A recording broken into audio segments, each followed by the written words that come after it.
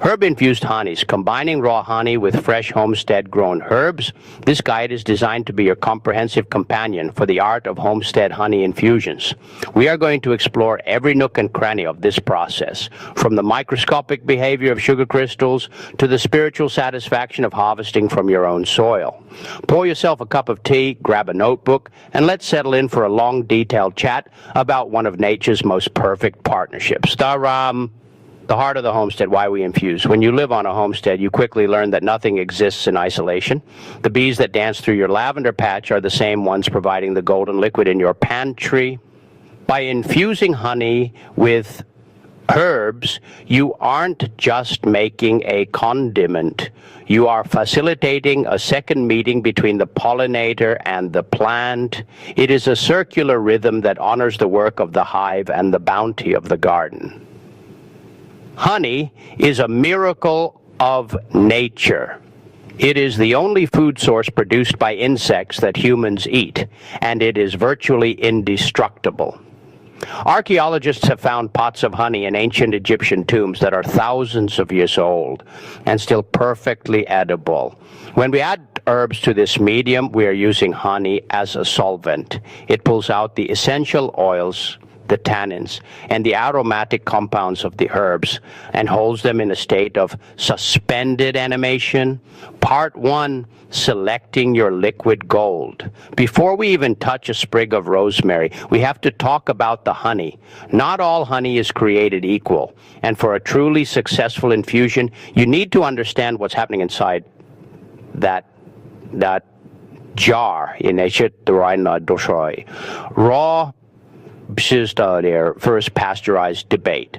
If you walk into a standard grocery store, you'll see rows of clear, translucent honey in plastic squeeze bottles. This honey has been heated to high temperatures, pasteurized, and pressure filtered. While this makes it stay liquid longer on the shelf, it kills the very things we want. Raw honey contains amylase, catalase, and phosphorylase enzymes that help our bodies digest and utilize nutrients. It also contains bits of propolis, often called bee glue, which has incredible antimicrobial properties. For your infusion, seek out raw, unfiltered honey. If you have your own hives, you're already ahead of the game. If not, find a local beekeeper. Local honey also contains trace amounts of local pollen, which many people believe helps the body adapt to seasonal allergens. Flavor profiles of honey. Bees are artists, and their medium is nectar. The flavor of your honey depends entirely on what was blooming when the bees were foraging. Clover and alfalfa, these are the blank slates. They are light, sweet, and mild. They are perfect for delicate herbs like chamomile or lemon balm because they won't overpower the floral notes. Wildflower, this is the most common homestead honey. It's a bit more robust and carries the terroir of your specific region. It works well with almost any herb. Buckwheat or avocado. So these honeys are dark, like molasses. They have a deep, earthy funk. Only use these for very strong herbs like roasted garlic or pungent rosemary. Otherwise, the honey will completely swallow the herb flavor. Part 2. The herb garden harvest. The second half of our equation is the herbs. Since you are growing these yourself, you have the ultimate control over quality. However, there is a science to when and how you harvest them for infusion, timing the harvest. The best time to harvest herbs for honey infusion is in the mid-morning, right after the dew has evaporated, but before the heat of the afternoon sun has caused the volatile oils to retreat into the roots. You want those leaves plump and fragrant. The great moisture debate fresh versus dried. This is the most critical technical point in the whole process. Honey is a low moisture food. It actually dehydrates bacteria, which is why it doesn't spoil. When you add fresh herbs, you are adding water. The risk of fermentation. If the water content of honey rise above 18% to 20%, natural yeast can wake up and start eating the sugars, turning your honey into mead, honey wine. While mead is great, accidental mead in a sealed jar can create gas and even cause the jar to break. The solution. If you want to use fresh herbs, let them wilt for 12 to 24 hours on a drying rack first. This removes the surface moisture and some of the internal water while keeping that fresh garden flavor. Alternatively, use fully dried herbs for a shelf-stable product that will last for years. Part 3. Method 1. The sun-drenched slow steep. If time is a luxury you can afford, the slow infusion is the most rewarding. It is a passive process. It relies on the gentle ambient warmth of your home. 1. Preparation of the vessel. Sterilize your glass jars. You don't need a commercial autoclave, a run through a hot dishwasher, or a dip in boiling water, followed by a thorough air dry will do. Ensure the jars are completely dry. A single drop of water inside the jar can become a focal point for mold. 2. Preparing the herbs. Take your wilted or dried herbs and give them a homestead bruise. Then you can do this by rubbing them between your palms or lightly tapping them with a wooden spoon.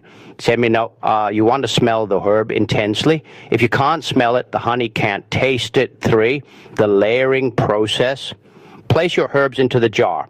A good rule of thumb is to fill the jar about 1/3 of the way with loose herbs. If you're using very potent herbs like dried lavender, maybe go a bit lighter, as lavender can quickly turn from floral to soapy. Slowly pour the honey over the herbs. Honey moves slowly, especially when raw. It will sit on top of the herbs at first. Use a clean, dry skewer or a chopstick to stir the herbs and help the honey sink to the bottom. You want it to eliminate all air pockets. Air is where spoilage starts. 4. The window seat. Seal the jar tightly and place it in a warm spot. A south-facing windowsill is traditional, but if you live in a very hot climate, a kitchen counter near the stove works too. You want the honey to get just warm enough to become runny, which helps it penetrate the herb fibers. 5. The daily flip. Every morning when you go to put the kettle on, turn the jar upside down. Every evening, turn it right side up. This ensures that the herbs, which naturally want to float to the top, are constantly being coated in honey. This prevents any herb material from sitting in the air gap at the top of the jar. 6. Testing and straining. After about 2 weeks, take a clean spoon and taste it. Is the flavor deep enough? If not, let it go for another 2 weeks. When it's perfect, place a fine mesh strainer or a layer of cheesecloth over a bowl and pour the honey through. Part 4, Method 2, the gentle heat infusion. Sometimes the garden is producing so much that you need to process things quickly, or perhaps you have a holiday coming up and need gifts ready by the weekend. This is where the stovetop method comes in. The double boiler rule: never ever put a pot of honey directly onto a burner. High direct heat will caramelize the sugars and destroy the delicate floral compounds. Instead, use a double boiler.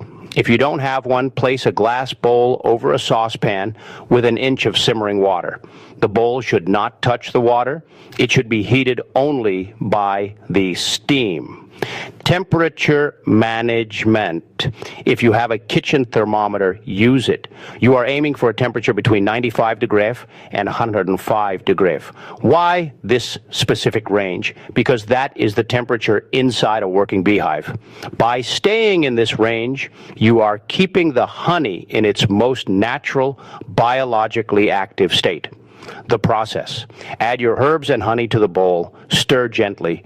Let the mixture steep in this warm bath for about 2 hours. You will see the honey become very thin and liquid. The aroma will fill your kitchen. After 2 hours, turn off the heat and let it sit for another hour as it cools. Strain it while it is still slightly warm, as it will flow through the strainer much more easily than cold honey. Part 5, the Homestead Apothecary, choosing your herbs. This is the part where you get to be a creator. Depending on what you grow on your homestead, you can tailor your honeys for specific uses. The culinary stars. Rosemary, a classic. It creates a savory, sweet honey that is incredible on salty cheeses or drizzled over roasted root vegetables. Thyme honey is prized in Greece and the Mediterranean. It has a slightly medicinal but very clean flavor. Sage, earthy and warm. Sage honey is the perfect companion for autumn dishes, especially anything involving butternut squash or pumpkin. Basil. Use this sparingly. A basil-infused honey is a shocking and delightful addition to a summer fruit salad of peaches and strawberries. The wellness warriors. Lemon balm. Known as the gladdening herb, lemon balm infused into honey is a wonderful way to soothe the Stroitsity. En rear such meat in indeed. A spoonful in tea before bed is magic. Elderberry and ginger. If you grow elderberries, you can dry them and infuse them along with fresh ginger slices. This is the ultimate homestead flu shot in a jar. Peppermint. Excellent for digestion. Peppermint honey in a cup of warm water after a heavy homestead dinner will settle the stomach beautifully. Rose petals. Ensure they are unsprayed. Rose honey is deeply romantic and cooling. It is traditionally used to soothe a hot temperament or a sore throat. Part 6, troubleshooting and tips. Even the most experienced homesteader runs into hiccups. Let's look at some common what-if scenarios. My honey turned white and hard. Don't panic. This is just crystallization. It happens to almost all raw honey eventually. It's actually a sign of purity. If your infused honey crystallizes, you can still eat it. It's actually quite delicious as a spread. If you want it liquid again, just place the jar in a bowl of warm, not boiling water for 20 minutes. There are bubbles at the top. If you used fresh herbs and you see active bubbling and a sour smell, your honey is likely fermented. If it smells like beer or vinegar, it's best to toss it or use it in a compost pile and try again with drier herbs. However, if it's just a few trapped air bubbles from the pouring process, you're fine. The flavor is too strong if you let your lavender or rosemary steep for too long and it tastes like perfume or medicine. Don't throw it out. Just mix it with a fresh jar of plain honey to dilute the flavor. It's a very forgiving medium. Part 7, storage and longevity. How long does it last? If you use dried herbs and followed the sun-drenched or warm method, your honey will essentially last forever. However, for the best flavor, I recommend using it within 1 year. Over time, the herb flavor can start to oxidize and lose its brightness. Store your jars in a cool, dark place. The pantry is perfect. Light can degrade some of the medicinal properties of the herbs and the honey, so avoid keeping your final products on a sunny counter for months on end.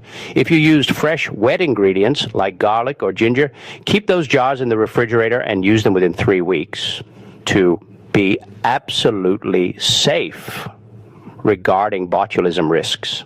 The joy of sharing.